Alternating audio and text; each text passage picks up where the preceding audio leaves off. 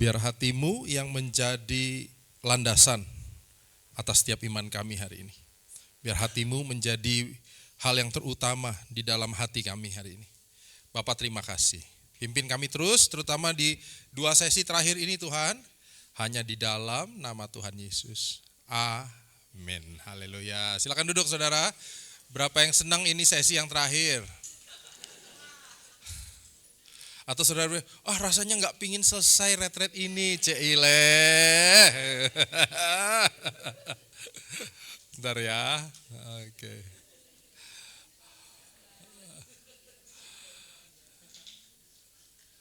Bentar, komputer saya agak error, sebentar. Oke. Sekarang masuk 11 ya. Oke, tapi sebelumnya saya mungkin kita ke itu dulu. Ke roadmap ada PPT roadmap ya. Ahmad Agung. Oke. Tadi menarik Ibu, siapa saya belum namanya nggak tahu. Bu Justin ya. Bagus ngomongnya apa? Om, luar biasa. Duduknya makin ke depan ya. Aduh, makin ke depan. Hah? Udah kenal. udah gini ya. Tadi kita di meja ngomongin Bapak loh. Iya. Itu apa? Akhirnya apa terima Tuhan Yesus dan dibaptis. Tadi saya titip kemarin dibaptisnya sama yang baptis nggak minta itu ya, lamain dikit. Lamain dikit. Wow. Pak Agus hari ini yang baptis ya. Pendeta Agus ya. Iya. Pak Bambang. Agus. Oh, berdua. Aduh. Ya, Pak Bambang udah dipanggil Tuhan. Iya. Oke. Tadi menarik Ibu Justin ya. Supaya kita nggak lupa apa yang saya teringat Tuhan Yesus pernah ngajar perumpamaan 2 macam dasar. Ada orang yang membangun bangunan di 2 macam dasar beda. Satu di landasan yang pasir. Yang kedua batu. Ada yang bilang batu karang ya, batu ya. Yang satu pasir, yang satu batu. Kemudian datang banjir. Dua-duanya kena banjir nih saudara. Bukan cuma satu aja, dua-duanya. Yang terjadi udah ketebak. Yang punya dasarnya pasir, dia besarlah kerusakannya, ayatnya bilang gitu. Ya. Mungkin gak roboh, gak hilang, tapi rusak. Ini kayak apa ini? Gempa yang Myanmar. Ya. Datang, hancur. Yang kokoh ya bertahan, kalau enggak ya rontok. Yang di sini yang batu kuat. Nah pertanyaannya, yang bangun di atas pasir adalah orang-orang yang mendengar firman Tuhan. Amin. Dan orang yang bangun di atas batu adalah orang-orang yang tidak dengar firman Tuhan. Amin. Amin. Salah. Ini jebakannya ya, jebakannya. Lagi ya, pelan-pelan nih, ya pelan-pelan ya. Orang yang bangunan di atas pasir adalah orang-orang yang dengar firman Tuhan. Amin. Wow, mantap. Yang di atas batu adalah orang-orang yang tidak dengar firman Tuhan. Amin. Enggak, ya. Bagus, ya. Yang di atas pasir orang yang dengar. Amin.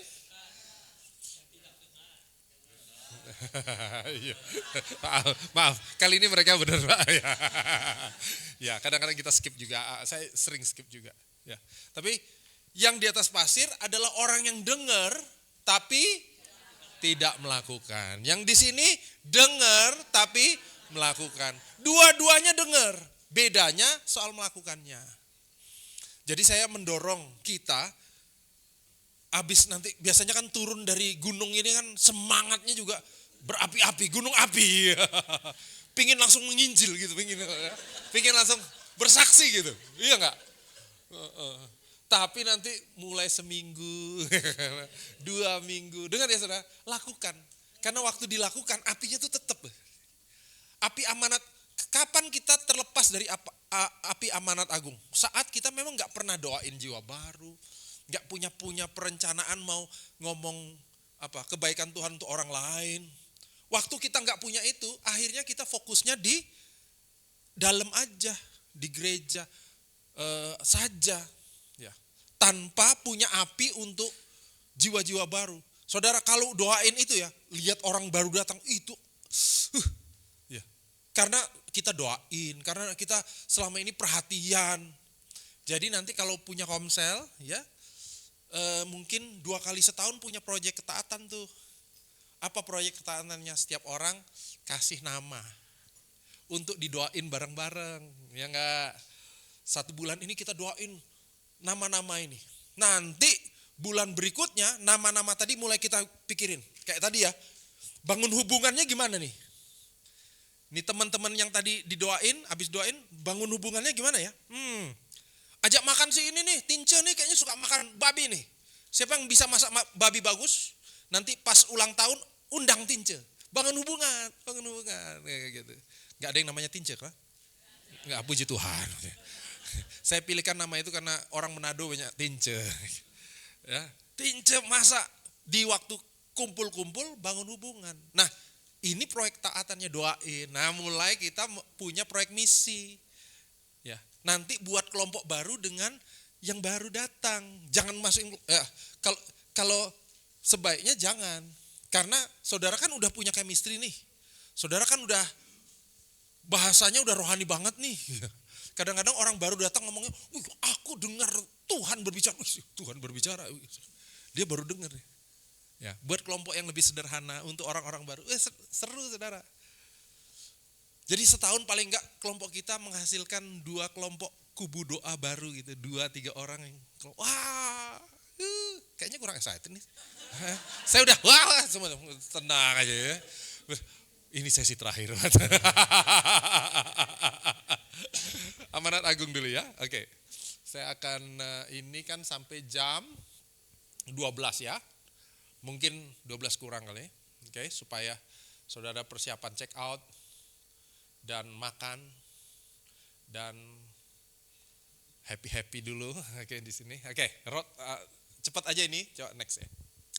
Saya berharap saudara nanti menyelesaikan next. Ya itu tadi. Menyelesaikan ini dengan ngerti kenapa ada yang kita bahas ini. Ya. Semuanya aja langsung. Oke. Nah, amanat agung itu dia punya unsurnya ini kan. Pergilah, jadikanlah, baptis, ajar. Ngajarnya ini adalah tadi mengajarkan orang melakukan seperti yang Kristus ajar, ya. Apa yang kita hidupi, ngajarnya itu. Lebih banyak kesaksiannya bukan melulu harus sekolah Alkitab, enggak gitu, ya. Ini pemuridan, saudara, ya. Tapi mau pergi, punya hati untuk menjadikan orang, kemudian membaptis dan ajar. Oke, terus dulu. Next. Ya. Kita kasih nama kan menjadi seperti Kristus kan ya. Ya. Next.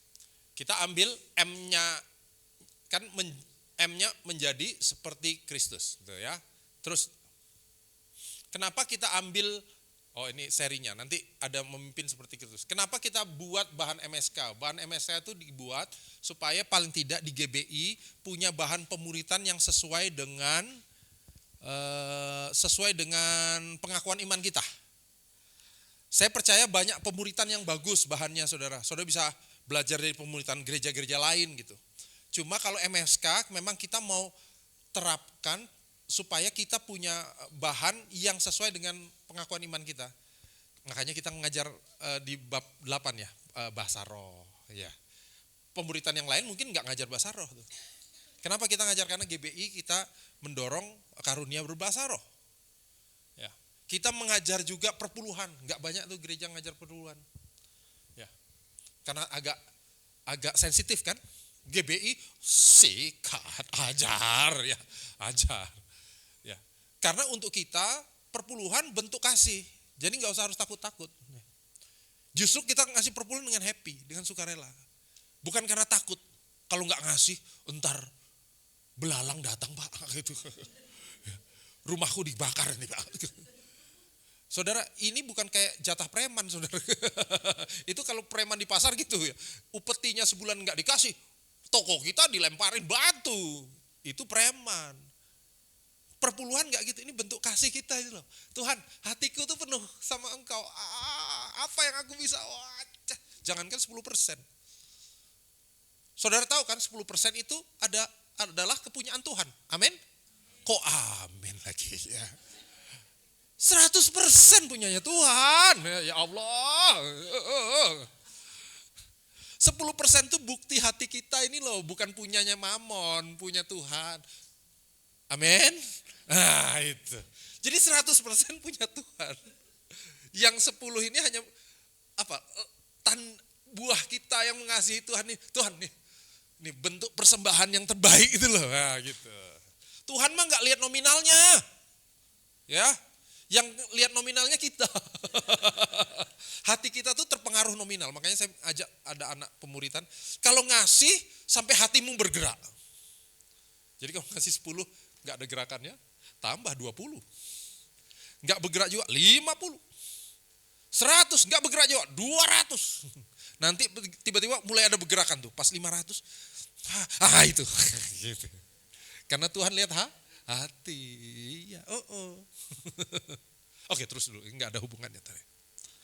Nah, visinya setiap orang percaya menjalani pertumbuhan rohani menuju kesempurnaan menjadi serupa seperti Kristus. Terus.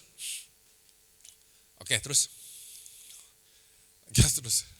Ya, ini jadi yang kita kejar adalah hati yang dipulihkan. Kemudian cara berpikir kayak tadi ya. Kenapa saya pakai perumpamaan 100%, 10%, batu. Berusaha mengenakan kita kepada head-nya, pengertian, oh iya, that's why aku kasih perpuluhan gitu ya. Tadi hatinya, kepalanya, baru tangannya, ya, mengerjakan. Masa semua aneh kan saudara, hatinya dijangkau, kepalanya berpikir yes, tapi enggak ada perbuatannya, artinya memang enggak kena dua-duanya. Jadi saya akan seharusnya habis hari ini jemaat Tuhan di gereja ini akan banyak melakukan apa yang Tuhan mau. Dan kemudian saudara mendorong orang untuk melakukan. Nah ini dipercayakan, MSK 4. MSK 4 itu pemimpin tadi. Ya, terus, nah kalau M yang pertama di buku kita tuh mengalami Kristus. MSK itu kan menjadi seperti Kristus. M-nya juga di buku 1 namanya mengalami Kristus. Jadi kalau punya buku nanti bisa kelihatan tuh mengalami. Makanya bahan-bahannya soal pengalaman. Mendorong pengalaman. Mendorong kesaksian saudara. Ya. Yang buku 2 MS coba sejalan dengan Kristus. Jadi mulai kalibrasi kalau buku kedua. Kalau tadi soal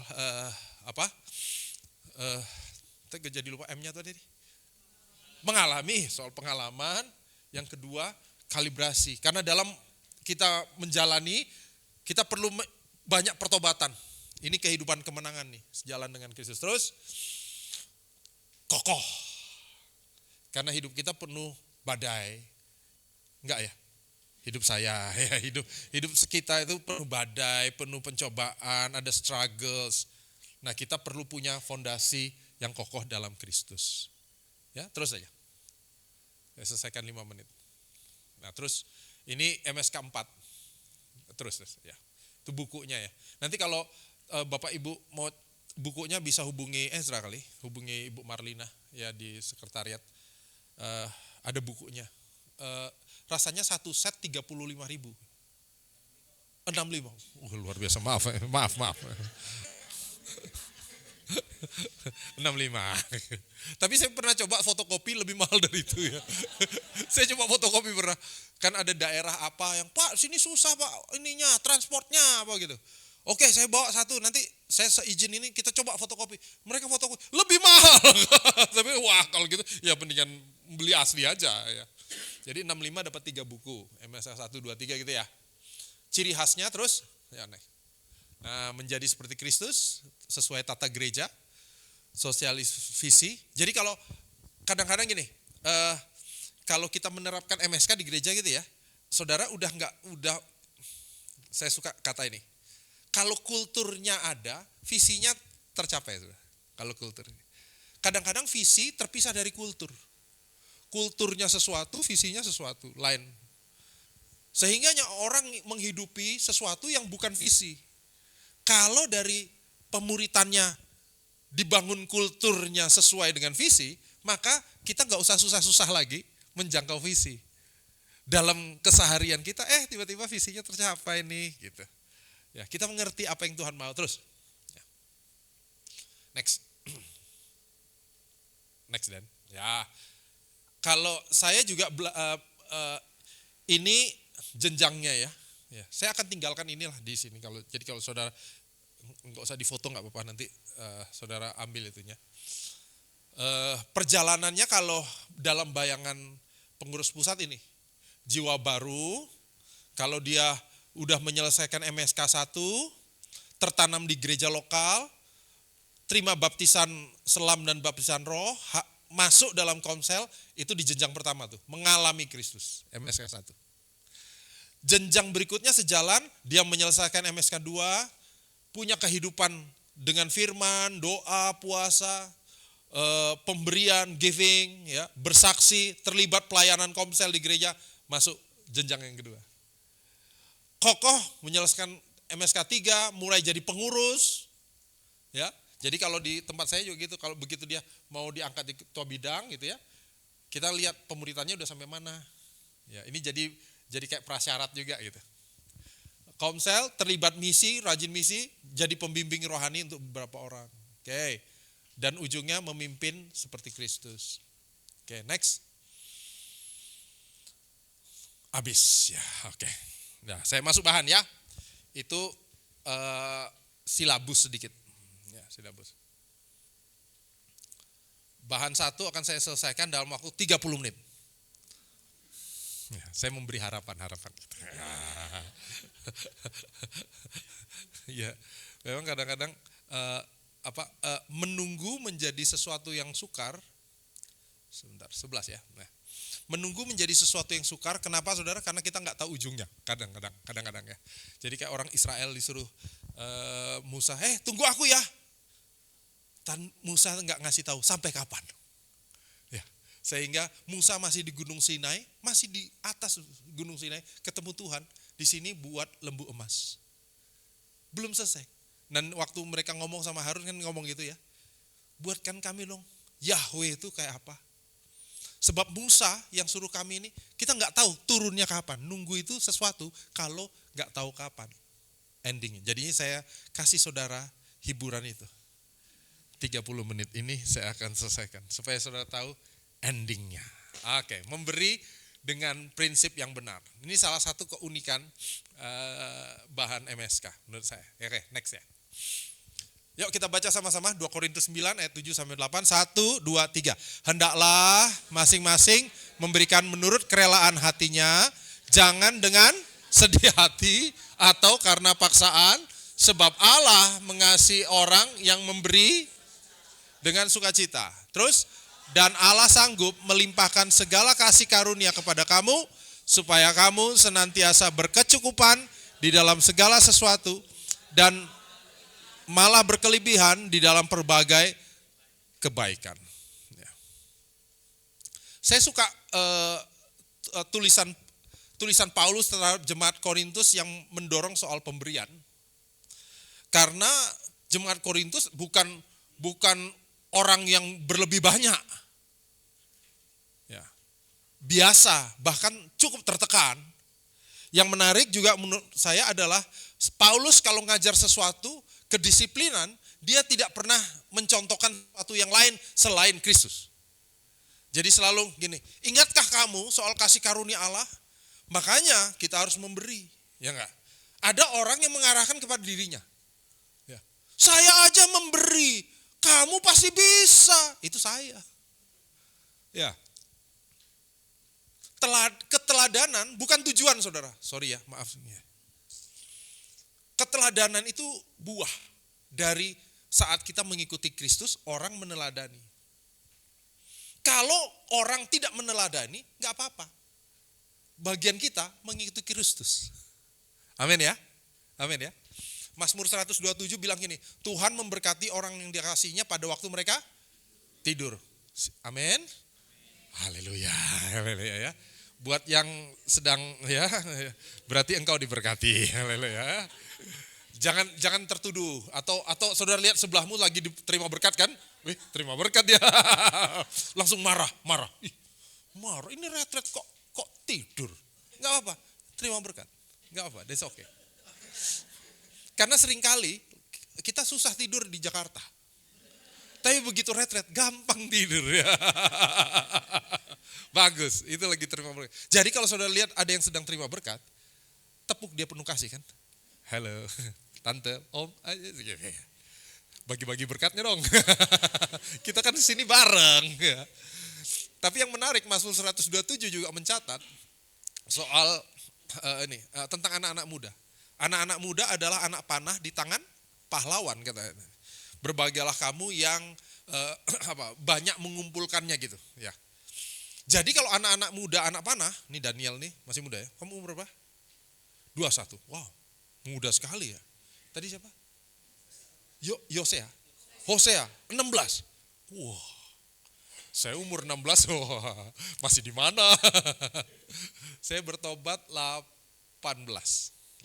ya, okay. Jadi umur Hosea mah saya, ya, kacau. Om juga kan, om juga dong. Si om ketawa-ketawa. Om baru 6 bulan. Sip om, aman ya.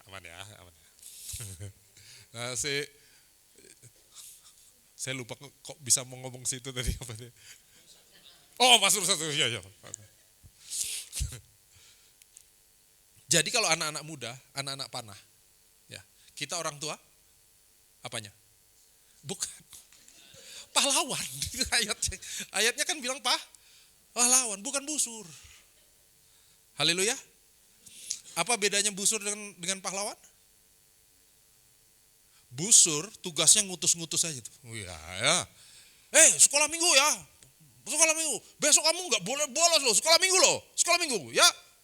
Oke ya. Nanti papa tanyain Pak Pendeta lo ya. Papa kenal baik Pak Pendeta. Ya. Anaknya, oke siapa?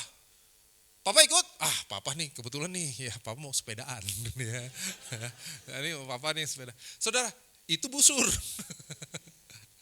Kalau pahlawan, dia berperang bersama. Ya, jadi, gereja ya. Tapi aku malas. Sapa papa. Ya, bareng. Ya, kita ke gereja nanti duduk bareng ya. Makanya duduk bareng di gereja menurut saya lebih penting. Jadi kayak saya menyempatkan anak-anak sekolah minggu selalu ada setahun tuh harus 2 kali untuk mereka ada di tengah ibadah. Kan selama ini kalau ini kan sekolah minggu gitu ya, pisah. Setahun paling enggak 2 kali mereka duduk sama family-nya di tengah ibadah. Kenapa? Mereka harus lihat family-nya tuh kalau ibadah gimana. Ya enggak? Kehidupan bersama sama orang tua tuh gimana sih? Oh, papa mama akan angkat tangan. Dia anak-anak, papa mama angkat tangan kalau presiden. Oh iya. Pasti mereka angkat tangan. Ya, enggak perlu diajak. Memang yang susah adalah memang kalau keluarganya enggak gitu. Ya, itu di situ saya merasa bahwa keteladanan menjadi penting. Nah, kalau kita lihat apa yang kita hidupi, ya saudara, semua itu karena keteladanan Kristus di dalam kita. Paulus ngajar Korintus untuk melakukan pemberian bukan karena dirinya, bukan karena yang lain, tapi karena Kristus yang terlebih dahulu sudah menjadi sumber kasih karunia. Amin. Next. Prinsip memberi didasarkan sifat Allah yang penuh kasih. Ingat ya, prinsip memberi didasari oleh kita punya berkat atau enggak. Amin. Enggak. Udah tahu ya. Udah tahu jebakan saya. Langsung bukan Pak. Wah, bagus. Bukan. Justru prinsip memberi itu karena Tuhan terlebih dahulu sudah memberi kepada kita. Bukan karena kita merasa kita punya banyak atau kita merasa kita punya dikit. Justru karena kita melihat Allah, kita merasa kita harus memberi. Karena Tuhan yang sudah memberi. kami hamba-hamba Tuhan full time, itu semuanya pemberian saudara. Bener. Semua baju saya ini, sepatu ini, celana ini, Casio mereknya, dikasih orang. Bener, ini kasih ulang tahun. Jemaat nih yang ngasih, teman saya baik. Ya, baju, saudara tahu ini baju bekas dari teman saya, badannya gemuk, yang bajunya nggak muat lagi. Dia beli baju banyak, badannya gemuk nggak muat lagi. Mungkin diberkati ya. Semi, kamu kalau aku kasih baju bekas aku, kamu tersinggung nggak? Oh tidak sama sekali. Ya, baju dia gede-gede, saya kecilin dikit-dikit aja. Jadilah ini. Ya. Iya, kok kayaknya nggak percaya sih Dan. Ini dikasih orang saudara, pemberian. Masa saya misalnya ya saudara, ada orang mau minta baju ini saya nggak kasih, kecuali saya lagi pakai yang nggak enak. Ya. Aku aja dikasih. Ketika seorang memberi, ia sedang melimpahkan ucapan syukurnya kepada Allah. Amin ya. Next. Bagaimana kebenaran tentang memberi menurut firman Tuhan? Yang pertama, sikap hatinya harus benar. 2, memberi di tempat yang tepat. Nanti kita akan bahas itu. Sebentar ya, saya lihat deh. Oke. Dan 3, dengan iman. Kemudian jenis pemberian nanti kita lihat. Oke, langsung ke 1. Sikap hati yang benar. Baca itu ya. Dan bisa buka nggak Den? 2 Korintus 9 ayat 6-11. Yang tadi ya. Tadi udah ada sebenarnya. Tapi kalau bisa di Alkitab kita ulang lagi. 2 Korintus 9, 6 sampai Wahyu. Enggak jadi Pak, kita pulang cepat Pak. Yuk, 1, 2, 3. Camkanlah ini, orang yang menabur sedikit akan menuai sedikit juga. Dan orang yang menabur banyak akan menuai banyak juga. Hendaklah masing-masing memberikan menurut apa? Kerelaan hatinya. Jangan dengan sedih hati atau dengan paksaan. Sebab Allah mengasihi orang yang memberi dengan sukacita. Dan Allah sanggup melimpahkan segala kasih karunia kepada kamu, supaya kamu senantiasa berkecukupan di dalam segala sesuatu, dan malah berkelebihan di dalam berbagai kebajikan. Terus, seperti ada tertulis, ia membagi-bagikan, ia memberikan kepada orang miskin, kebenarannya tetap untuk selamanya. 10. Ia yang menyediakan benih bagi penabur dan roti untuk dimakan, ia juga yang akan menyediakan benih bagi kamu dan melipat gandakannya dan menumbuhkan buah-buah kebenaranmu.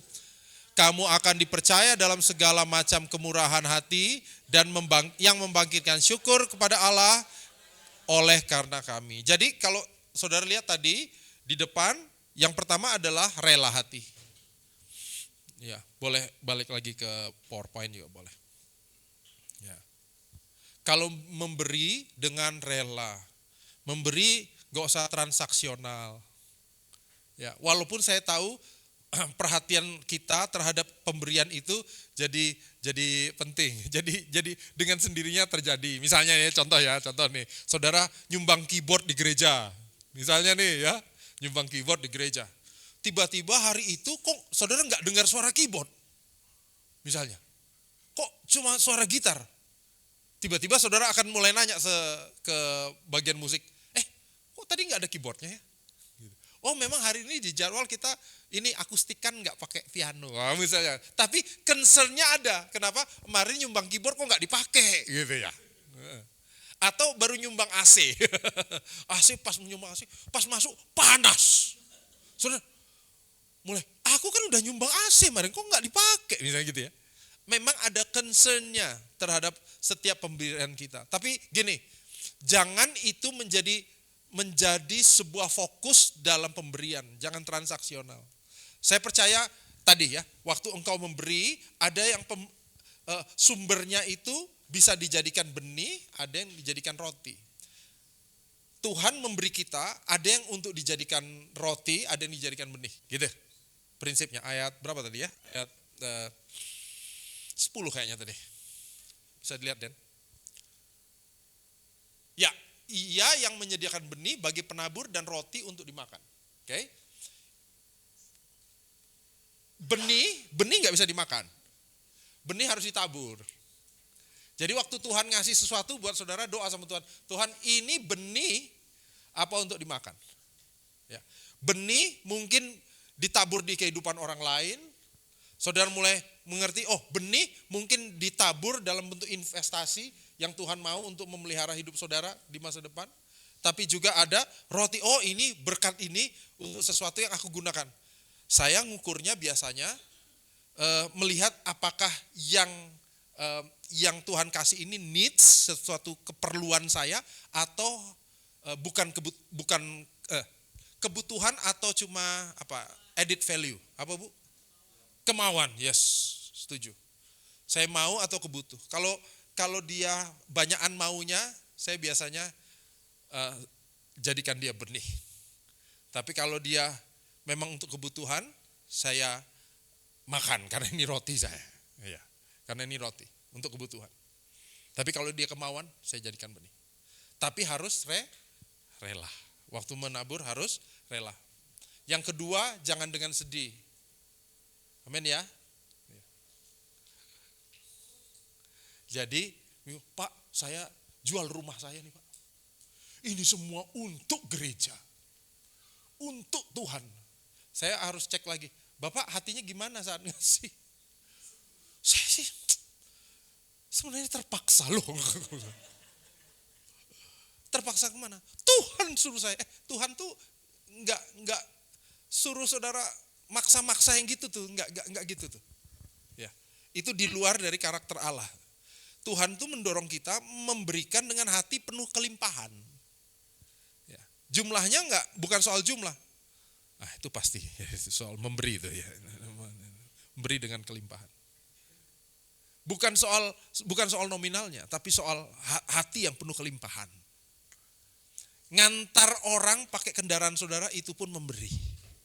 Bukan hanya nominal, tapi waktu saudara. Mendoakan orang lebih di dalam doa-doa saudara. Itu istri saya pendoa saudara. Kalau saya doanya general. Baik, terima kasih. Memang mendekati jam-jam akhir tuh mulai banyak alarm. Ya. Dan kalau udah nggak selesai biasanya mulai ada yang batuk gitu. Gitu. Ada. Saya tahu. Oke. Mulai tertuduh saya. Istri saya itu kalau doa detail. Kalau saya general kalau doa. Tuhan kayak bawa keluarga saya nih. Istri saya nggak pernah itu. Istri saya kalau doa bareng, Tuhan, aku memberkati Semi. Semi akan gini. Aku memberkati Mami. Mami itu lagi ini. Ponakan kami yang itu. Dia hafal semua ponakan by name saudara dan kehidupannya masing-masing. Ya. Dia doain ya. Iya, itu pasti ponakan saya. Oke, tapi lakukan itu dengan sukacita, jangan sedih. Jangan terpaksa dengan sukacita. Amin. Next. Udah ningnong sih. Oke. Memberi di tempat yang tepat, ya. Gereja lokal adalah tempat kita tertanam. Saya percaya saat kita nabur, kita harus mengutamakan tempat di mana kita dapat makan, ya. Makan rohani, tempat kita tertanam. Pak, boleh nggak saya nabur di pelayanan lain? Tentu boleh. Ya, tapi yang utama coba perhatikan rumah saudara. Ya, tempat saudara. Saya selalu menyisihkan untuk gereja lokal saya, kemudian ekstranya untuk pelayanan-pelayanan yang Tuhan mungkin percayakan di luar. Oke. Saya merasa bahwa taburan saya tuh yang pertama kepada orang di sekitar. Kalau saya. Iya. Tapi yang di sekitar. Karena gini, saya misalnya, saya mungkin terbeban untuk Papua, mungkin. Saya mau nabur untuk Papua, boleh nggak? Boleh sekali. Tapi pastikan orang dekat saudara nggak lapar. Orang dekat saudara terpenuhi kebutuhannya. Gereja saudara berjalan lancar. Ya. Ada masa-masa misalnya kalau dalam konteks keuangan gereja, pendapatan gereja naik, pendapatan gereja turun. Saya sebagai gembala ngomong sama beberapa leader one on one, ya. Kita atau tim keuangan kita lagi gini ya. Biasanya mereka malah yang minta ketemu dengan saya. Kita gini, Kak Semi boleh nggak ngomong sama si ini? Karena saya tahu ada orang yang juga punya pelayanan besar di luar. Jadi saya bilang sama beberapa orang, di waktu ini mungkin boleh nggak ya di dalam bulan-bulan ini ada persembahan khusus untuk gereja. Saya ngomong itu direct dan mereka bilang, oke Sam, persembahanku yang untuk ini dalam 2-3 bulan ini aku alihkan gereja dulu ya. Oh thank you, asik. Ya, sampai kita siap, kayak ini contoh ya saudara, kalau kami kan gerejanya itu enggak seperti saudara udah ada tempatnya, kami kan nyewa tempat kayak misalnya lebaran nih, lebaran ini, lebaran kami selalu harus pindah dulu karena tempat kami libur, gedung itu tutup karena libur, kita biasanya pindah. Nah setiap kali pindah, kami harus nyewa hotel di dekat situ, yang membuat bulan itu tuh selalu budget untuk tempat ibadah selalu double. Nah ajaibnya bulan ini, tahun ini lebarannya tuh kena 2 kali hari Minggu, ya, karena dia dari Senin dan Senin, jadi minggu ini mereka udah pada libur sampai minggu depan. Begitu lihat teman-teman keuangan langsung bersuka cita, Kak, ini Kak. 2 minggu ini. Oh ya. Akhirnya mereka nyari tempat, tidak hotel, nyari yang lebih terjangkau, ya. Tapi mereka udah ngomongin ke jemaat kita gini. Dan ini yang terjadi. Semua nabur untuk itu. Dan that's good. Kenapa? Kita mengusahakan yang kita terlebih dahulu. Dan itu karakter gereja yang sehat. Amin ya saudara. Jadi ada orang gitu ya. Semua terlibat di pelayanan di luar biasa, tapi pelayanan rumahnya sendiri setengah mati. Aduh, ya menurut saya kayaknya kita perlu duduk sama-sama membicarakan hal itu ya, secara sehat dalam pengelolaannya. Oke? Gereja lokal memberi, karena kita memberi pembinaan, pendewasaan rohani. Gereja lokal memberi juga kepada kita pelayanan pastoral, penata layanan. Ya, karena kita yang dekat kan ya. Saya baru melayani kedukaan, ada jemaat yang orang tuanya meninggal. Tentu enggak pelayanan yang Papua yang melayani itu. Kami yang dekat yang di situ. Ya. Gereja lokal melakukan pekerjaan misi, gereja lokal melakukan pelayanan diakonia. Nah, saya mendorong juga gereja lokal punya kesehatan ini. Sehingga kita bersama-sama secara bertanggung jawab mengelola keuangan kita menuju apa yang Tuhan mau. Oke ya? Terus cepat. Tempatnya nomor 2 selain gereja lokal, tentu pekerjaan Tuhan. Boleh dong. Ya, saudara tergerak, ada orang datang kepada saudara dan minta support pelayanannya. Kalau saudara tergerak, boleh. Kalau saudara tidak tergerak, jangan merasa tertuduh. Ya. Yang lain bantu, aku harus bantu juga. Enggak. Kalau memang enggak tergerak, that's okay. Enggak apa-apa. Kayaknya agak tertuduh ya saudara ya. Aku kemarin diminta tapi enggak ngasih Pak. Saudara tahu berapa banyak orang yang misalnya tahu pendeta gitu ya, dimintain melalui DM Instagram. Ya. Tiba-tiba ke saya langsung manggil Kak, bayangin tuh. Saya bilang, ini siapa sih? DM Instagram, lihat Instagram mungkin itu ada pelayanan Kak Semi. Saya, siapa ya nih? Kami sedang membangun gereja gini. Kami mau ya gereja. Kami butuh ini. Boleh enggak ini? Tentu saya enggak jawab, tapi dalam hati saya menjawab, tidak. Enggak harus semua saya bales kan. Oh enggak kenal dari sosmed, apalagi kalau dari TikTok. Kami dulu di sekolah kitab didorong semua harus punya TikTok. Sudah. Pendeta harus punya TikTok, karena sekarang semua punya TikTok. Jadi supaya pendeta enggak kuper gitu loh. Tapi swear saudara, saya itunya aja, waduh apa ini TikTok ini. Ya tapi ada juga orang di TikTok nanya minta sumbangan loh. Ya.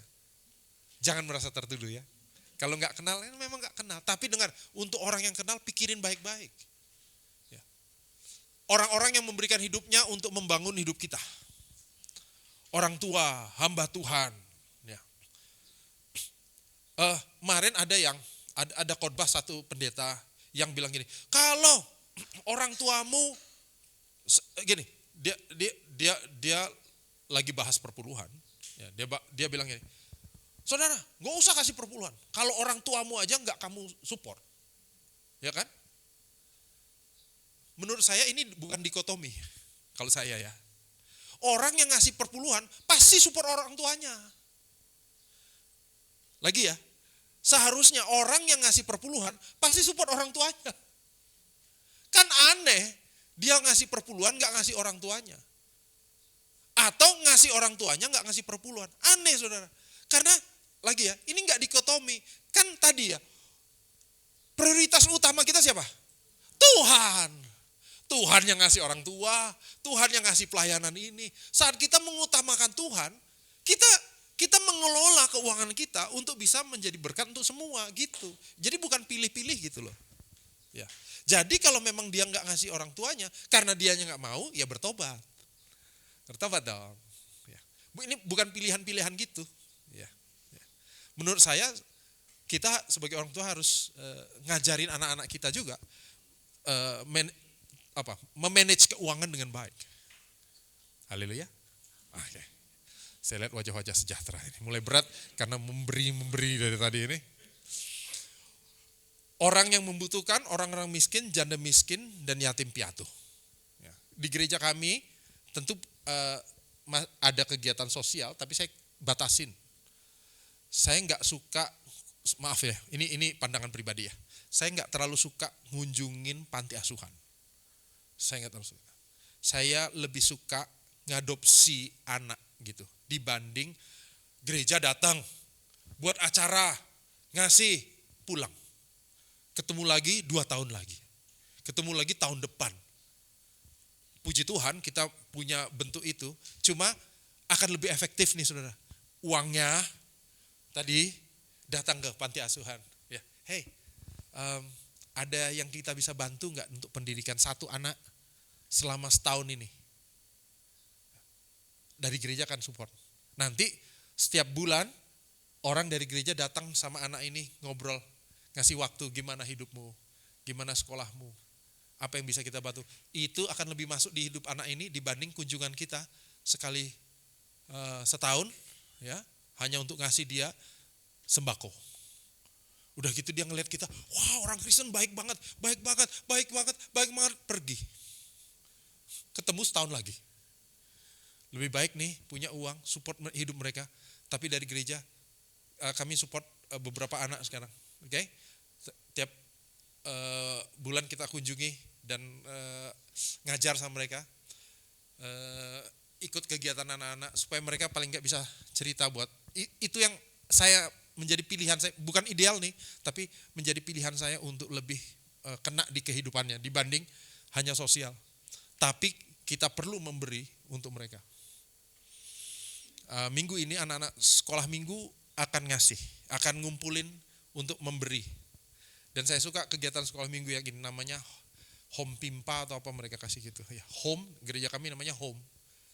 Home, ada singkatannya tuh. Jadi mereka gimana? Jadi mereka bawa semua barang-barang dikumpulin di sekolah minggu, didoain sama anak-anak sekolah minggu. Nanti masing-masing anak akan bawa beberapa bungkus, ya masing-masing. Pas pulang, mereka nyebar. Sambil pulang, mereka ngasih ke siapa. Nah, ini yang anak-anak kecil yang seru datang ke pemulung kita. Pak, mau? Lucu deh saudara ya. Nah, itu untuk saya seru. Ini setahun sekali kalau pas lebaran kami buat itu. Karena di Jakarta Selatan masih banyak slum area. Banyak apa itu? Daerah kumuh. Ya, jadi nanti sambil mereka pulang, mereka ngasih bingkisan yang udah dibawa dari gereja. Oke? Tapi memberi di tempat yang tepat. Terus, ini mulai praktika ya, memberi dengan iman. Karena Allah mencurahkan berkat-berkatnya. Ya. Allah juga meluputkan hasil usaha dan pekerjaan kita dari malapetaka. Allah itu pelindung kita. Ya. Allah akan menjaga agar usaha pekerjaan kita senantiasa menghasilkan, tetap diberkati. Kita akan diperkaya dalam segala macam kemurahan hati.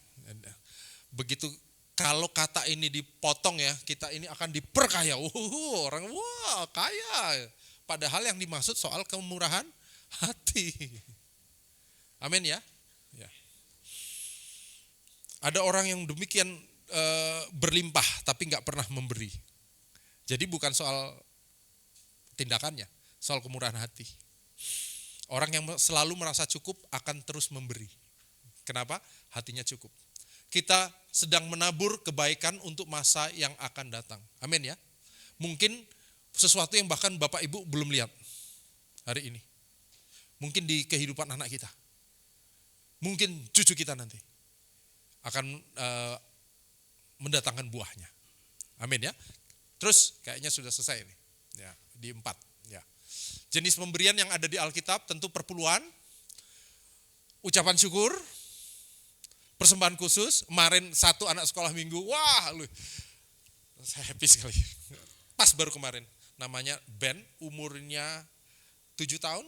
Ya. Dia panggil saya, Om Semi mau beli jualan aku enggak? Apa kamu jualan? Aku jualan gambar. Gambar apa? Terserah pesanan Om Semi. Dia 8 tahun. Ya. Terserah pesanan, aku bisa gambar apa aja, logo. Aku bisa gambar di handphone. Ini dia yang ngomong, mamahnya di belakangnya bilang, gitu ya. Jadi anaknya udah pede. Jadi pede bisa gambar pakai cat air di handphone gitu. Mamahnya bilang, jangan, karena dia cat air. Mamahnya bilang gini, di kertas aja ya dek ya, di kertas. Jadi dia gambar sesuai pesanan kita, baru dia nawarin, Om Semi mau bayar berapa dengan gambarnya ini. Gitu tuh anak. Dan anak ini sudah berhasil mengumpulkan lebih dari 1 juta. Ya tentu ada aja yang mau beli gara-gara dia nawarinnya begitu ya. Ini bukan soal kualitas gambar, ini soal anaknya nawar-nawar ke om tante semua. Om mau beli gambar aku nggak? Si omnya kan, ya berapa?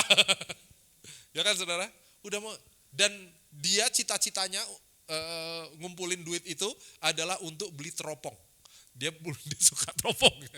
Jadi dia mau beli teropong, katanya teropongnya harga 1,5 juta katanya, kata papahnya. Jadi papahnya kemarin, Kak, dia udah bilang, Kak, aku mau beli teropong nanti hasil kerja kerasku katanya.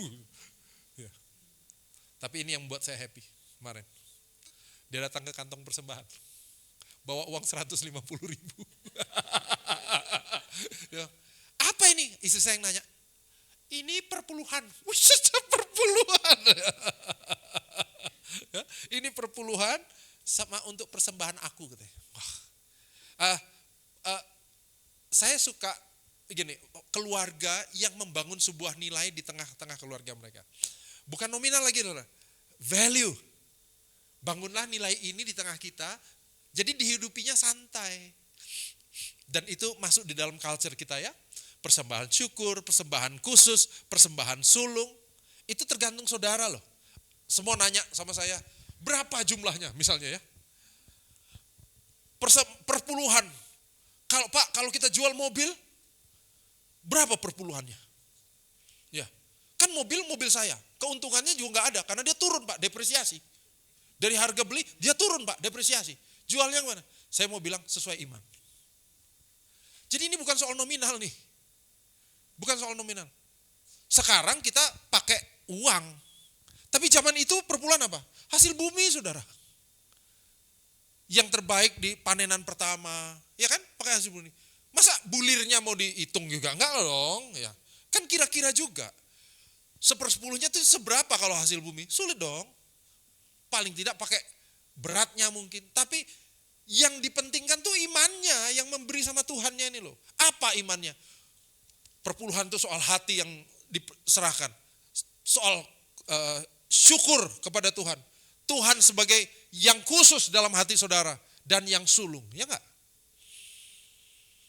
Ajar persembahan sulung sama anak-anak kita yang baru pertama kerja, bagus. Ya, persembahan hasil pertamamu ya untuk Tuhan ya. Ngajarin hatinya tuh. Aduh, hasil pertama loh. Kan ada yang ke papi mami biasanya. Hasil pertama, ini untuk papi mami ya, nyeneng-nyeneng orang tua. Ya, senang juga. Tapi kalau papi mami bisa, nomor 1 untuk Tuhan dulu boleh nggak? Misalnya, ngajarin saudara. Soal hati. Oke? Saya percaya saudara sudah memberi untuk Tuhan. Amin ya. Sekali lagi, bukan nominalnya ya. 100% ini punya Tuhan kok. Tuhan gitu. Terus, kayaknya udah pertanyaannya. Ya, apakah hambatan? Nah, ada yang pernah punya hambatan nggak saat memberi? Oh, kami aman Pak. Kami. Atau ada yang punya pengalaman? Kalau ada. Nggak ada ya? Oke, aman semua ya. Semua memberi. Ya, Pak kami 60% di sini, 60%. Oke, kita masuk sesi terakhir. Haleluya. Enggak ada yang tepuk tangan ya, enggak apa-apa. Oh, udah cukup. Waktu kita terbatas. Oke, 12 bab terakhir. Tarik nafas dulu. Tarik, bukan lepas, Bu. Tarik itu. Oke. Pelajaran ke-12, rencana Allah untuk keluarga. Jadi, tadi kalau sebentar ya.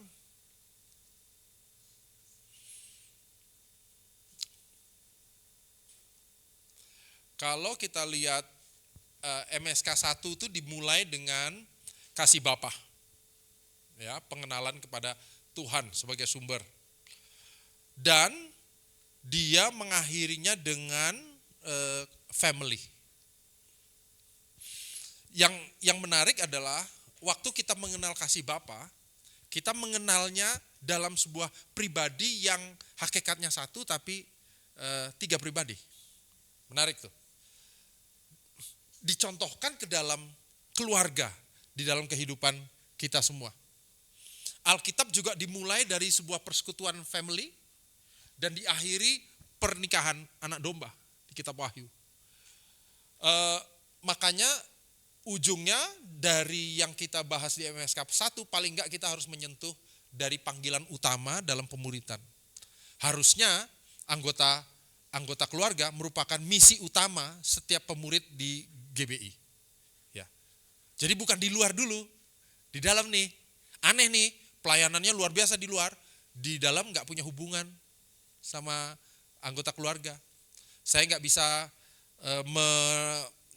menampik bahwa ada orang yang baru kenal Tuhan di tengah. Saya kenal satu keluarga luar biasa, saudara.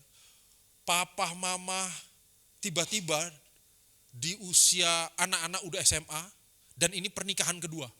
Ya. Jadi waktu belum kenal Tuhan Yesus, orang tua ada perceraian, dan ini pernikahan kedua, kenal Tuhan Yesus di pernikahan kedua ini. Papi mami ini, orang tua ini bertobat sungguh-sungguh, melayani. Nah, pertanyaannya anak-anak. Anak-anak selama ini nggak pernah lihat gereja itu apa, Alkitab itu apa. Sekarang papa mama sangat pelayanan.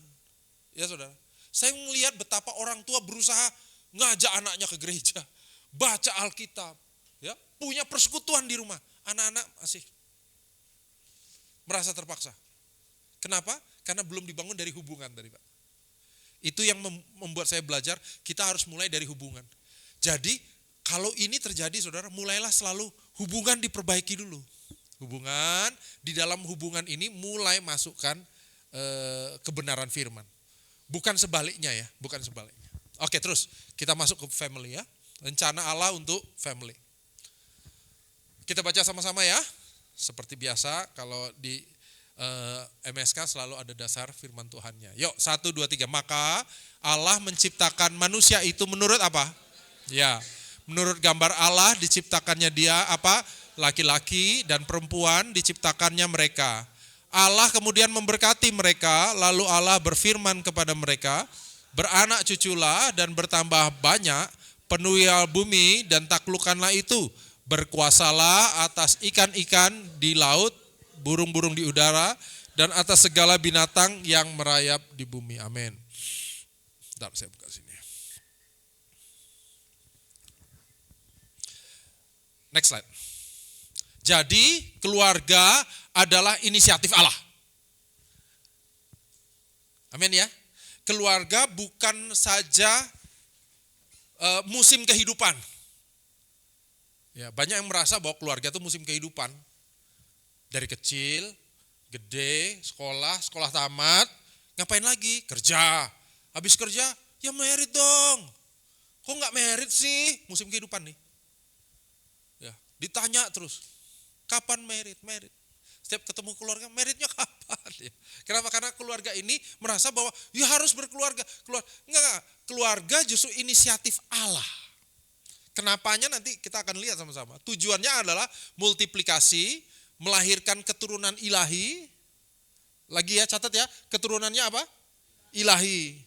Bukan hanya keturunan darah dan daging. Ada orang fokus dengan keturunan darah dan daging, tapi enggak dijadikan keturunan ilahi. Yang tahu kebenaran firman, tahu kebaikan Tuhan. Kalau yang saudara baca Ulangan 6 tuh soal bagaimana Tuhan mendorong orang-orang ngomong tentang kebaikan Tuhan di dalam keluarga berulang-ulang. Value. Apakah di tengah makan malam saudara ngomong apa?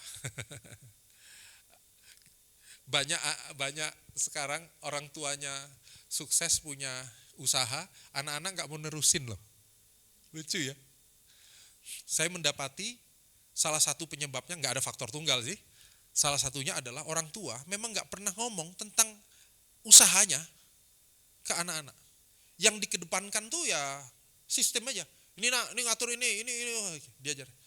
Coba yang deepnya tuh, kenapa dulu papa buka usaha ini?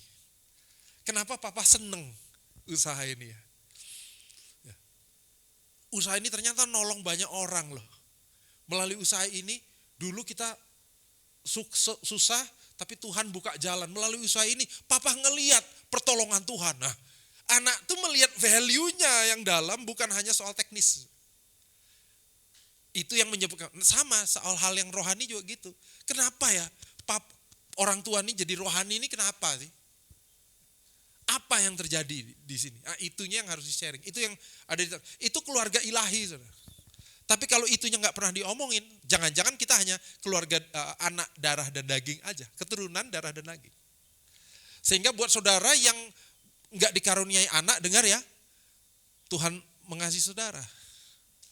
Tetap lahirkan anak ilahi, nggak harus darah dan daging.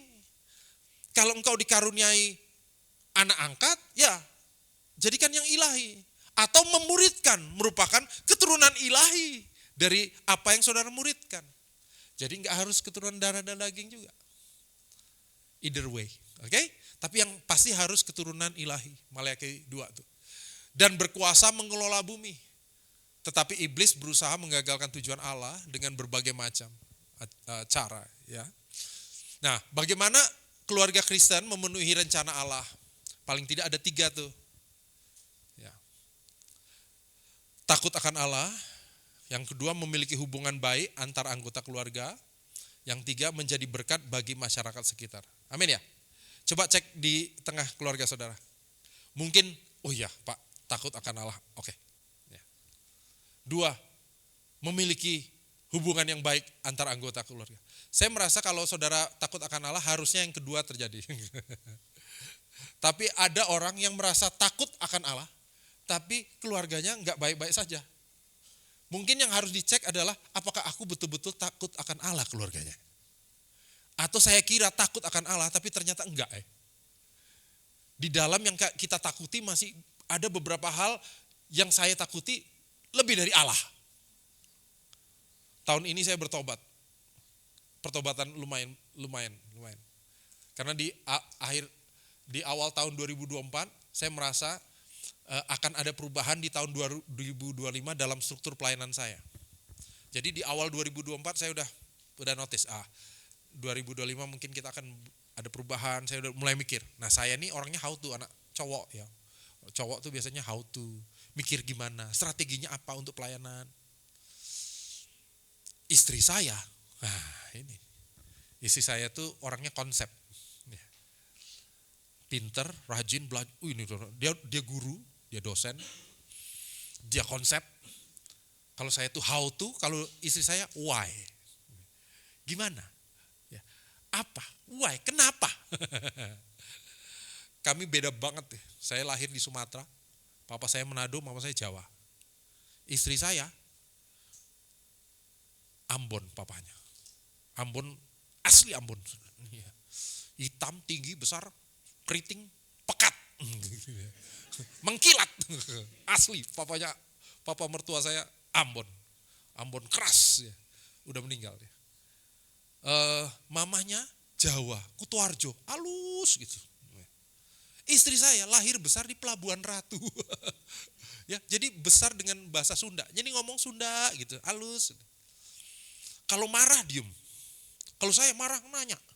Ya, apa? Kenapa? Kamu marahnya apa? Apa? Ceritain dong. Jelasin. Istri saya makin diem. Berantemnya dulu awal-awal pernikahan gitu aja. Hanya soal komunikasi. Nah, di menjelang Oktober saya ngomong sama istri saya, yang karena saya sayang dia ya, bukan karena kepala dia peyang. Yang tahun depan nih kayaknya kita struktur pelayanan akan berubah sedikit. Mungkin ya jangan-jangan istri saya. Ada perubahan sedikit dan mungkin struktur keuangan kita juga beda, yang kita harus ininya di-cut, ini ditunda sedikit, yang ini oke. Dia dengar gitu seperti biasa istri saya. Ya. Dia bisa melihat hal-hal yang aku lihat. Baru dia tanya gini, kamu khawatir ya? Saya sebagai suami ya, saya merasa gini, saya pingin jawab, ya enggak dong, enggak khawatir, biasa aja gitu. Tapi waktu saya cek ke dalam, bener saudara, saya khawatir. Saya ngomong dia, iya aku ternyata khawatir nih, khawatir. Seperti biasa istri saya, dia bilang, kenapa? Wah, saya lemes saya. Iya ya, kenapa ya? Saya langsung merasa kayak orang Israel keluar dari Mesir di Gunung Sinai. Baru lihat apa mujizat luar biasa, laut dibelah, langsung buat lembu emas.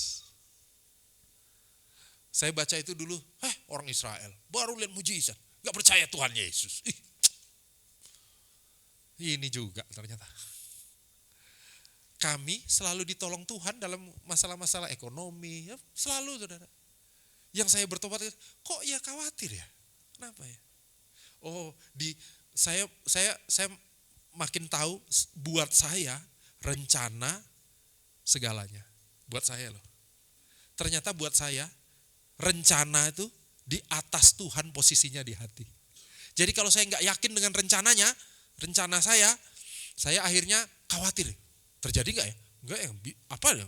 Mulai khawatir. Walaupun nggak ditunjukin. Hari itu saya bertobat, saya sama istri bertobat, saya bilang, Tuhan, maaf lah, aku khawatir. Padahal Tuhan selalu nolong. Wis, hari itu saudara, khawatirku diganti damai sejahtera. Masalahnya masih ada, haleluya ya, ada. Tapi hatinya damai sejahtera. Hari ini sudah masuk bulan Maret. Kami oke-oke saja, dipelihara Tuhan. Dan semua yang saya rencanakan, tidak ada yang terjadi. Tuhan merubah dengan hal-hal yang baru. Ya enggak? Saudara, cek ya. Memiliki hubungan takut sama Tuhan enggak? Ataukah kita takut sama hal-hal lain lebih dari Tuhan? Nomor 3, saya dorong saudara. Saudara yang bisa melihat tolak ukurnya. Aku jadi berkat enggak ya untuk sekitar ya?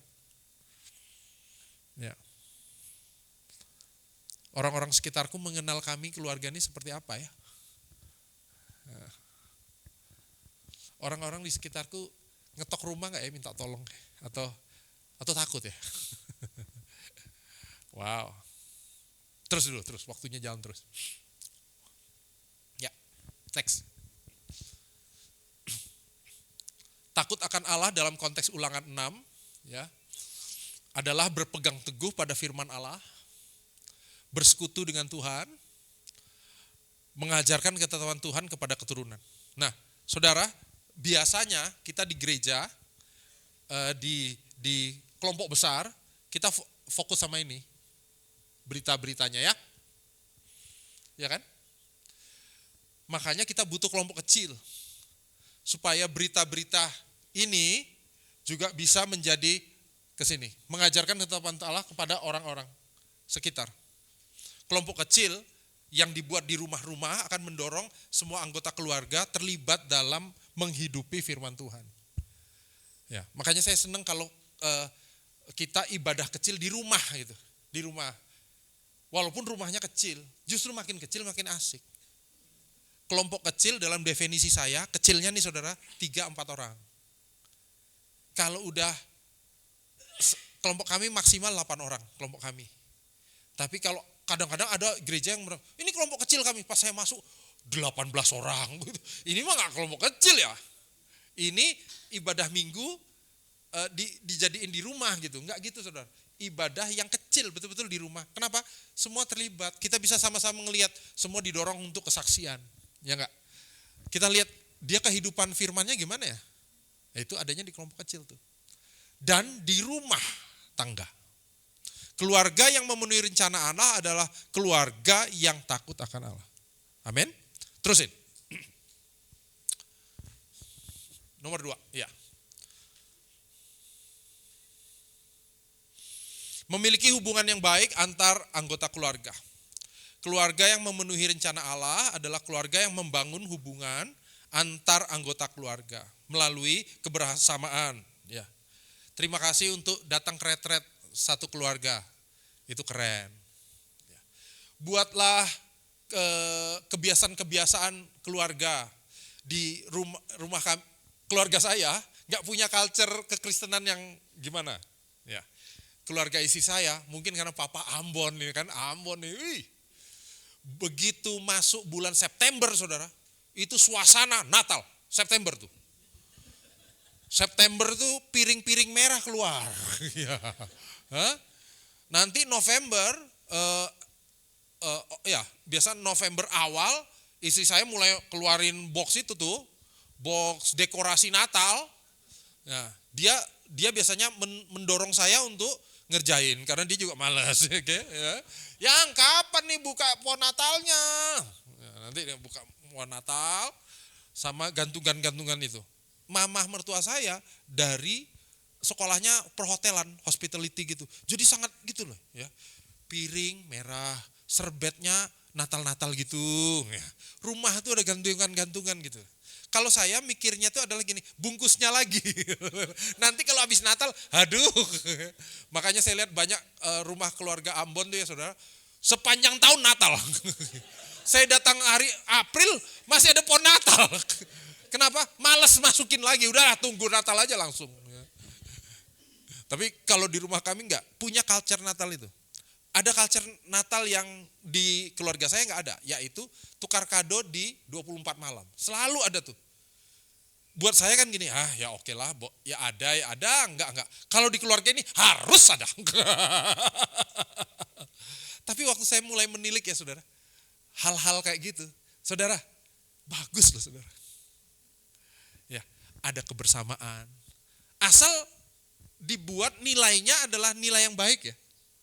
Ya, keluarga ngumpul, family, nggak ada berantemnya, ya kan banyak keluarga yang kalau udah ngumpul berantem loh, malas ngumpul. Iya, berantem terus. Sekarang enggak, kebersamaan dibangun, komunikasinya sehat. Atur komunikasi. Saudara, banyak keluarga, saya enggak mau bilang banyak, saya belum pernah buat penelitian ya, tapi saya menjumpai keluarga-keluarga yang komunikasinya tuh loh. Ya. Memang kadang-kadang gini, kita tuh lebih manis sama orang yang enggak di keluarga kita dibanding sama yang di keluarga. Sama teman di retret tuh, teman sekamar, halus sekali. Ya. Pengertian banget ya. Kamar mandi becek sedikit kan kita, oh ya enggak apa-apa, kita biasa karena bayangan saudara, cuma 3 hari ini, ya kan. Tapi untuk orang keluarga yang selalu, kita kan, biasa. Karena aku udah bilang, jangan gini dong. Ini, nadanya itu selalu tinggi terus, saudara. Cobalah. Kalau saudara ingat, walaupun pingin tinggi, tapi justru gini, keluarga, tolonglah. Direndahin gitu paling enggak. Ya. Gunakan kata-kata yang manis, tolong. Ya. Boleh enggak? Ya. Boleh enggak tolong diangkat itunya? Ya. Saya sebagai kepala rumah tangga harus jadi pahlawan di rumah. Saya nih, itu prinsip saya. Sorry. Kalau ada apa? Sini, aku yang beresin. Pompa, rusak, sini. Bisa nggak ngerjain pompa? Enggak. Kan saya punya nomor tukang pompa ya. Artinya pahlawan itu bertanggung jawab untuk itu. Istri bertanggung jawab untuk tugasnya. Iya dong. Mengerjakan itu bentuk kasih kita sama Tuhan. Ini bahasa komunikasi kasih kita juga. Bentuk tanggung jawab. Mbok ya sama orang-orang yang bertanggung jawab bersama ini, nada kita lain dong. Ya.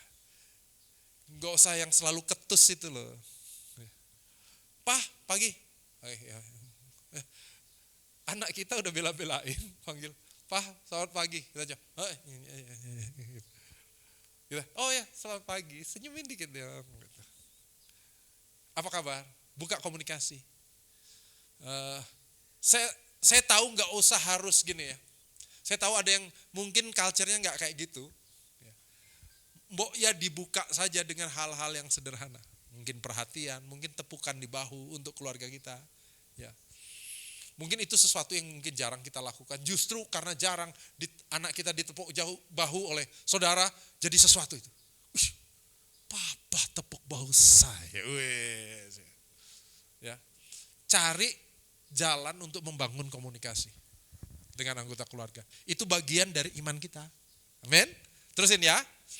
3 tadi apa? Then next. Oh, ini membahas kebersamaan. Mazmur 133. Bisa mesbah keluarga, bareng-bareng ke gereja, melayani sama-sama.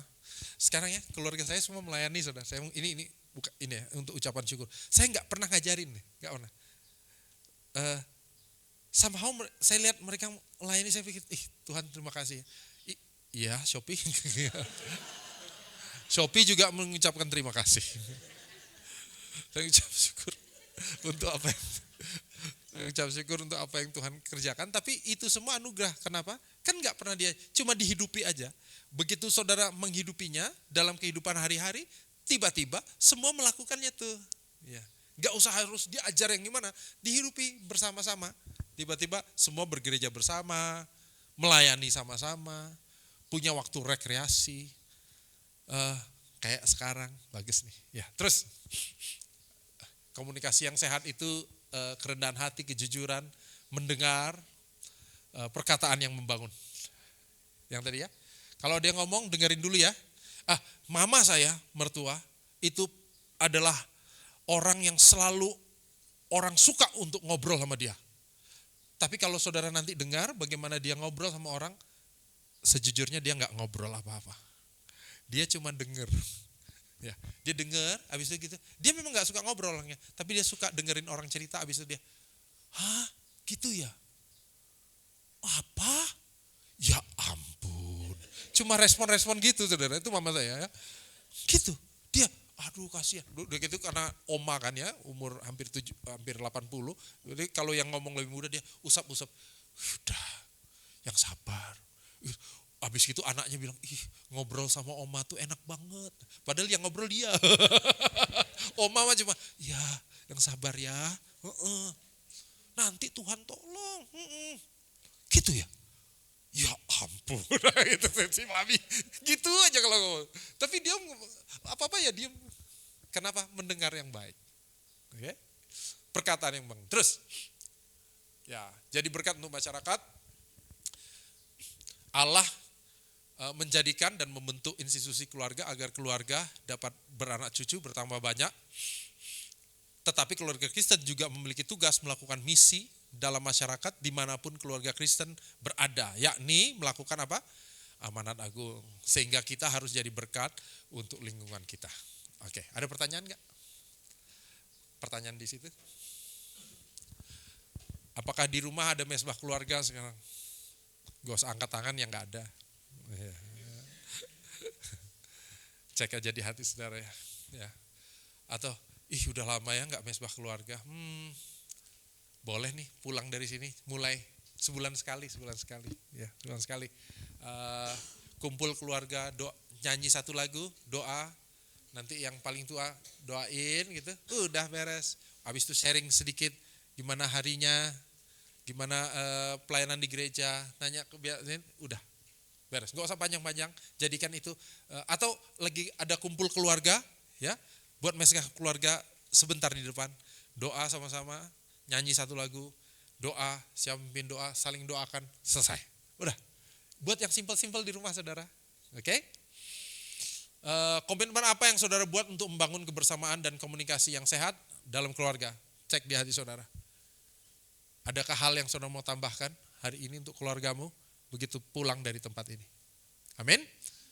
Kalau nggak ada pertanyaan, ada? Om, mau nanya? Enggak. Tadi, Ibu di belakang, ya. Enggak.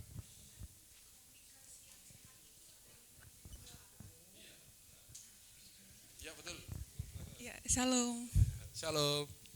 Ya, saya mau tanya Pak, kan kalau misalkan komunikasi yang sehat itu adanya feedback dua arah ya Pak. Ya. Tapi kalau ternyata feedback yang baik itu hanya didapati oleh satu arah, apakah masih bisa dikatakan komunikasi gitu Pak? Jadi maksudnya kayak kalau misalkan yang berusaha untuk berkomunikasi yang baik itu hanya satu pihak saja, itu bagaimana Pak? Ibu sudah menikah ya? Belum. Belum, oke. Ya. Hampir sama dengan pertanyaan yang di depan. Saya ngobrol tentang seorang ibu yang ingin merubah pasangannya. Oke, kenapa dia pingin itu? Karena selama ini dia doain, dia bagiin firman, dia melakukan apa saja untuk pasangannya. Ini pasangan ini nggak respon. Ya. Jadi pertanyaannya, kalau kita berkomunikasi, mencoba memulai sebuah komunikasi dan tidak direspon, gimana? Mirip dengan pertanyaan gini, kalau saya mengampuni dia dan dia tidak mengampuni saya, gimana? Kalau saya melakukan komunikasi dan dia tidak respon, saya mendorong kita melihat Kristus di dalam kenapa kita mau komunikasi. Kita mau komunikasi karena kita ingin membangun komunikasi yang baik. Tapi memang saya sepakat perlu dua arah. Tapi kalau yang dari arah sana nggak mau, saya akan terus buat. Karena dari saya komunikasinya, karena saya nomor satu karena mau ikut dengan Tuhan Yesus. Dan yang saya tahu bahwa komunikasinya harus dimulai dengan baik oleh saya. Oke? Nah, komunikasi bukan hanya verbal, seringkali ada juga komunikasi nggak verbal. Ini tantangannya. Contoh nih, istri saya nih, ini balik lagi saya ya. Istri saya itu kalau marah, diem. Dia ada dua, ini nggak direkam dong? Enggak dong? Enggak apa-apa, direkam juga, oke. Tiba-tiba nyampe istri saya. Bisa berabe rumah saya. Istri saya tuh ada dua hal yang membuat dia cepat diam. Satu, lapar. Dua, marah. Ya. Atau keduanya. Lagi marah, pas lapar lagi. Ya, dia diam. Ya. Walaupun sekarang udah nggak sediam dulu, karena dia pun bertobat dari cara-cara karakternya. Tapi dulu saya gitu, saya merasa saya belajar kalau lagi marah justru diselesaikan dengan komunikasi. Komunikasi saya verbal, ngomong. Kenapa? Kamu kenapa? Apa penyebab marahmu? Apa? Istri saya komunikasinya. Itu dari istri saya itu ya. Mulai banting-banting aku ya. Istri saya komunikasinya non verbal ya. Mukanya, diemnya, nggak jawabnya itu komunikasi dia. Oke, dia diam. Ya. Okay. Butuh waktu untuk saya mengerti komunikasi yang non verbalnya ini. Begitu saya ngerti, marah ini. Marah. Saya mulai gini, berarti dia lagi nggak pingin ngomong nih, nggak pingin ngomong. Oke, kalau gitu saya diem aja. Saya yang diem. Nah, saya berusaha berkomunikasi dengan caranya dia. Diem juga. Istri saya kan Ambon ya. Ini culture keluarga papa nih, ya. Adalah gini. Nanti biasanya sore, ya pulang kerja dulu dia, kalau pulang kerja, nyampe rumah, mandi, pakai baju rumah, apa yang dikerjakan saudara? Teh panas, nih orang Ambon nih, ya jam 4, jam 5 ini minum teh gitu. Minum teh sama goreng-goreng sedikit, ya cemil-cemil sedikit. Nah, dia minum teh, nonton TV, setet makan, baru nanti dia gini, yang tadi aku nggak suka sebenarnya. Nah, begitu, saya tahu ini verbal. Ya, begitu dia buka kesempatan. Yang tadi itu aku gini, gimana tadi? Gimana? Di situ saya masuk verbalnya. Jadi untuk saya ternyata komunikasi faktornya sangat banyak. Waktu berbicaranya, type bentuk komunikasinya. Ya. Kadang komunikasi kita nggak jalan karena coba dicek lagi Bu. Kadang-kadang apakah cara kita ngomong, apakah waktu kita ngomong, apakah memang orangnya nggak suka sama kita. Oke, yang perlu kita cari juga, ini orang nggak sukanya sama saya gimana ya? Nah kalau waktu itu nggak bisa ngasih tahu ya udah diemin aja. Ada hal-hal yang harus kita doakan terlebih dahulu. Oke, itu mungkin jawaban dari saya. Mau dipertajam nggak? Sudah Pak. Oh sudah, ya, siapa tahu ada ternyata bukan pengalaman sendiri atau pengalaman sendiri nih? Pengalaman sendiri. Ya, terima kasih Pak. Ngomong sama orangnya nggak nyaut gitu ya? Bukan nggak nyaut, lebih ke egonya lebih tinggi gitu. Iya. Taunya egonya lebih tinggi. Karena sudah diberitahu kalau misalkan salah, tapi tidak mau menerima gitu. Iya. Nah itu juga kan, ini kan dari sisi kita ya. Ada family yang memang di family-nya tidak pernah mengakui kesalahan. Jadi itu bahasa yang dia tahu. Jadi dari keluarganya memang kalau ada salah yang nggak pernah, aku salah, nggak pernah, diem aja.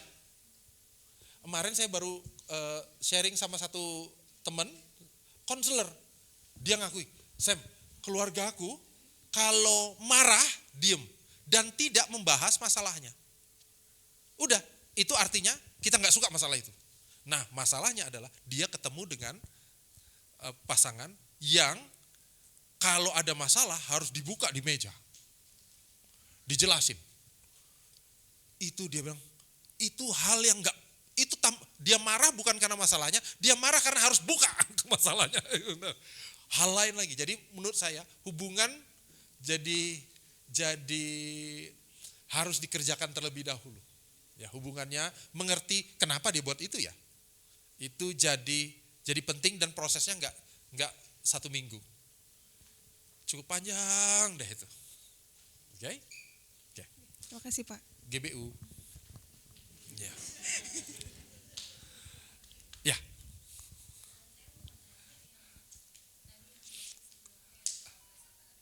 Ya, ya. Yang soal persembahan sulung itu kadang kayak agak membingungkan nih. Yang disebut persembahan sulung itu yang bagaimana? Jadi misalnya kalau dari pendapatan kita nih, yang pertama kali kita dapat gitu kan. Yeah. Nah itu misalnya saat kita mulai kerja. Jadi pas mulai kerja nih, kalau orang kerja karyawan kan gajiannya bulanan. Yaudah gaji pertama gitu kan. Gaji pertama dikasih. Nah kalau orang itu kemudian pindah kerja, apakah gaji pertama di perusahaan lain itu juga dikasih? Yeah. Terus kemudian kalau misalnya dia dapat bonus. Enggak, dapat bonus kan bukan jualan nih, jualan. Ya, jualan. Oh, hasil pertama jualan itu. Iya, hasil pertama penjualan kan bisa orang mikirnya oke, barang pertama yang terjual. Atau bulan pertama selama dia jualan. Nah, nanti kalau misalnya eh, apa ada produk baru. Oh, produk pertama saya ini laku. Saya ada produk tambahan nih. Dan itu apakah hasil dari produk baru itu juga dikasih semuanya gitu, semua keuntungannya gitu. Luar biasa, memang detail sekali ya. Soalnya saya jualan. Nah, kalau misalnya ada Iya, betul. saya kayak jualan. Jadi kalau misalnya kalau jualan kan nggak pindah ke perusahaan dong, pasti kan, tapi kan ada keuntungan dari produk baru nih. Aku clarify pertanyaan itu ya. Jadi gini, kalau ini di case kamu, di kasus kamu, bagaimana kamu menjadikan sebuah persembahan itu jadi terbaik di sebuah musim? Apakah itu jualan? Ya, kan gini, misalnya ya, kenapa persembahan sulung? Sebenarnya persembahan sulung itu kalau di pertanian, ya, memang dia setiap kali panen, ya. Tapi kan pertanyaannya hari ini kan kita nggak bertani ya. Jadi ada musim panen untuk mereka, ada musim-musim gitu. Nah, dalam kehidupan kita adakah musim khusus yang menjadi satu bentuk apa ya? Bentuk tonggak khusus dalam kehidupan atau sesuatu yang khusus gitu. Ya, jadi kalau untuk saya, misalnya saya tiba-tiba ditahbiskan jadi ke pendeta. Saya ngasih persembahan sulung loh. Kenapa? Untuk saya ada tonggak khusus. Ya, pertanyaannya gini, hasil dari mana? Bahkan hari itu saya belum terima persembahan kasih. Saya tentukan aja sebuah amount yang terbaik untuk saya, yang saya, Tuhan ini yang khusus di momen aku ini ya. Ini. Ya. Nah, adakah itu khusus di hati kamu di satu musim dengan yang kamu bisa lihat di sebuah nilai tertentu? Kalau enggak usah. Jadi misalnya gini, untuk kamu jualan ya, ini jualan baru, jualan enggak ada yang khusus. Ya. Enggak ada yang perlu disulungin. Apa? Ini sebuah hal yang rutin. Di hati kamu juga enggak tergerak untuk hal yang sulung. Oke? Tapi tiba-tiba ada orderan baru yang enggak seperti biasanya. Untuk kamu yang merasa, wow, ini beda. Ini different. Sesuatu yang lain nih, ya. Aku punya iman ini harus jadi yang sulung juga untuk aku. Itu, jadi ini yang saya bilang, ini balik ke iman kamu di dalam mau pemberian itu. Ada nggak sesuatu yang spesial yang kamu mau nyatakan kepada Tuhan di satu musim itu? Ya, misalnya contoh, ada yang baru lahiran anak, masa anaknya yang disulungkan gitu kan? Enggak ya. Anak, dia ngasih ucapan syukur, tapi untuk dia ini lebih dari ucapan syukur. Ya, aku mau kasih yang khusus, lebih bahkan dari perpuluhan, yang normal-normal. Ini khusus, ini persembahan yang sulung ini, anak pertama. Selama ini udah lama nggak punya anak, dianugerahi anak, kasih persembahan sulung pada Tuhan. Jumlahnya berapa? Tergantung hati saudara. Sulung. Menjawab nggak? Ya. Jadi bawa ke dalam musim hidupmu dan imanmu dalam pemberian itu. Dengan sukacita, sukarela, ya tadi, lakukan. Jadi untuk kita hari ini justru persembahan-persembahan tadi bukan sebuah keharusan, tapi bentuk cinta kita sama Tuhan. Amin ya? Amin. Jangan merasa tertuduh sama teman-temanmu yang gajinya rutin setiap bulan. Wih, dia gampang ngitungnya. Perpuluhannya gampang. Aku bingung lah ini. Persembahan sulungnya sulung dari yang mana? Ya, nanti saya juga pernah ngasih waktu ada pembangunan gereja, bukan gereja kami, ada satu pembangunan gereja. Saya kok ya hatiku tergerak ya, gitu. Istri saya juga tergerak. Jadi kami kayaknya kita perlu support. Iya, kamu iya. Mau apa? Khusus apa? Kayaknya sulung deh. Wah, kalau sulung itu untuk kami berdua bentuknya ya spesial lah gitu. Ya, kayaknya harus persembahan sulung nih kita kasih untuk yang pertama di sini. Nah, abis itu kami nggak kasih lagi di situ, karena ya sulung. Gitu ya. Tapi imannya itu yang dilihat, bukan nominalnya ya. Nominalnya nggak jaminan. Kayak baptisan. Om dibaptis di mana waktu kemarin? Kolam renang nggak? Kolam renang. Hah? Kaget. Nggak di. Oh, taunya diselam. Hampir ngelawan ya Om.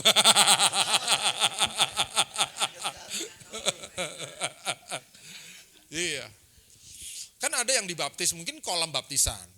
Iya, kolam baptisan. Ada yang dibaptis di kolam umum. Saya dibaptis di kali biasa itu, Saudara.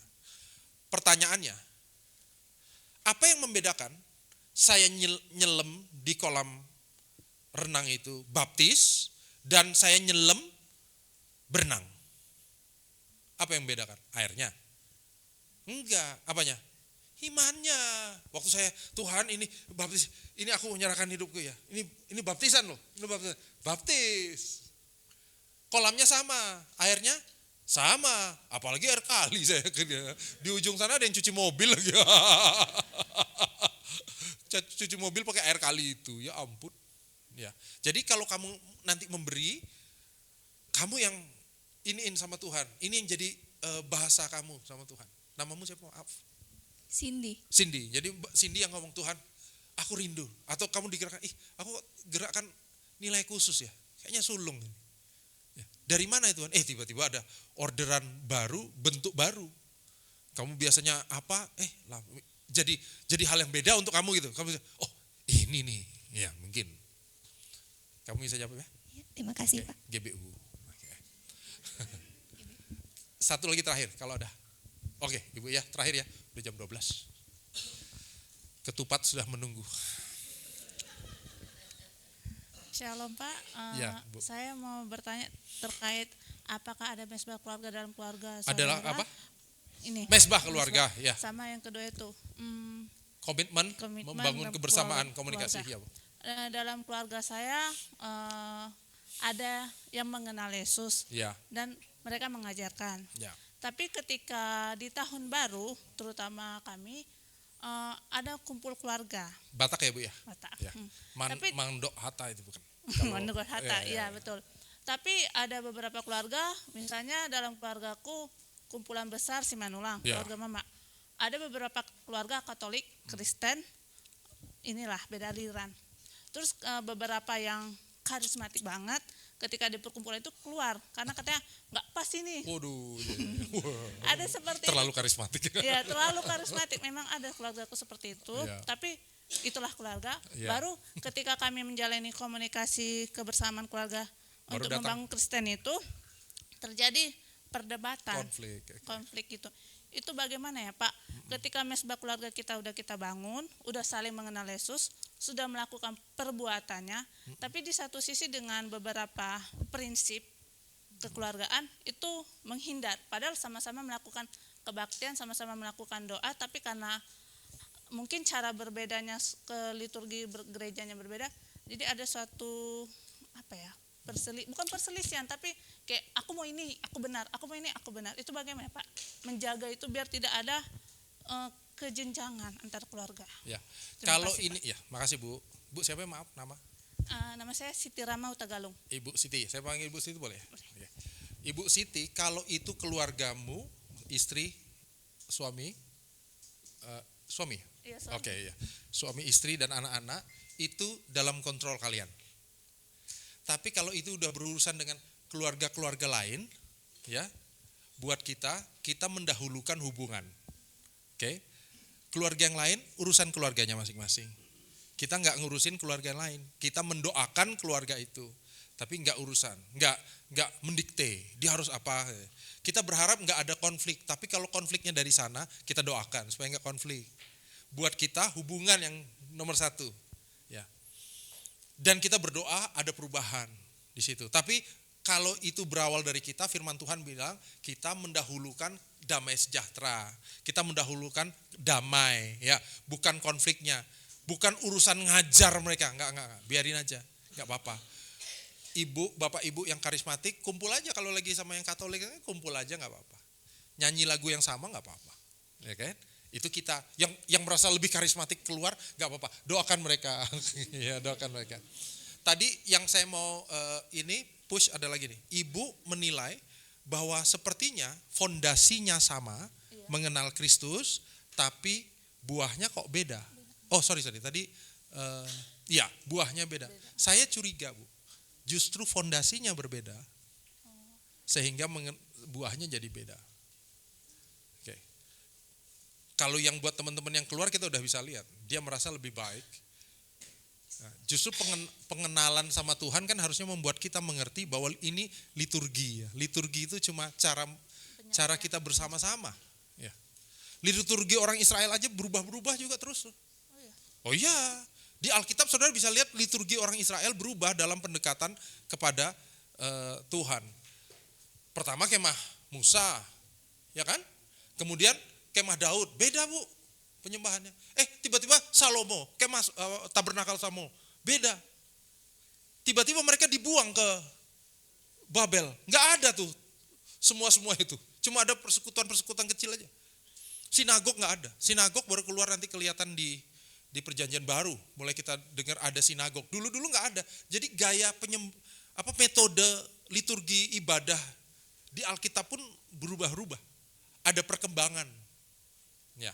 Jadi kita juga ngerti. Ini bukan soal liturginya, tapi siapa yang ada di tengah liturgi itu. Untuk ibu harusnya Tuhan ya. Ya. Jadi nyanyinya apa? Yang penting Kristus di situ. Ya. Bahkan bahasanya Arab, tapi ada Kristus itu nggak apa-apa.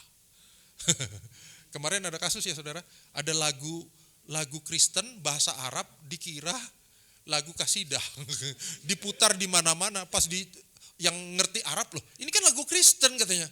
Ya, ini memang lagu Kristen bahasa Arab, dinyanyikan oleh orang Arab. Dikira lagu kasidah, dinyanyiin. Iya, ternyata lagu Kristen untuk Kristus. Ya terserah. Ya untuk kita itu sekedar lagu, tapi siapa yang ada di tengah kita, itu jadi penting. Oke Bu, semoga menjawab ya. Kita doa ya. Habis itu saya izin langsung jalan boleh, maaf saudara. Mau nanya lagi? Jangan dong. Ya, nanti di WA ya, tolong di WA. Mari kita berdoa. Saya undang kita bangkit berdiri sebentar. Bapa, terima kasih. Terima kasih untuk hari ini. Terima kasih untuk waktu 3 hari ini Tuhan. Di mana Tuhan sudah memberi kami banyak firman Tuhan. Tapi di atas semuanya biarlah ini membangun transformasi di hati kami.